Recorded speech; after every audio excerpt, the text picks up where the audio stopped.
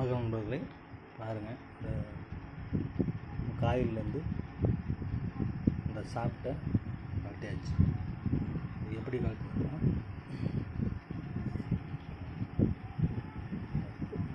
பழைய சாப்பிட்டு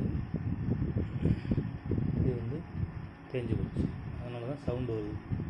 இப்படி இருக்கும், கரகரன்னு இது ஓடாது, இப்படி அழுத்தமாக இருக்கும். இது வந்து பார்த்திங்கன்னா இது வந்து மரக்கட்டையில் மரப்பலகை இந்த மரக்கட்டையில் வச்சு அடித்து தான் கட்டணும். சுத்தியில் வச்சு அதாவது இரும்பு ராடு வச்சு அடிச்சிங்கன்னா இது வந்து தெரிஞ்சு போயிடும். இல்லைன்னா கம்பி கட்டு இந்த காயில் வந்து கம்பி விட்டுருச்சுன்னா அப்புறம் ஓடாது.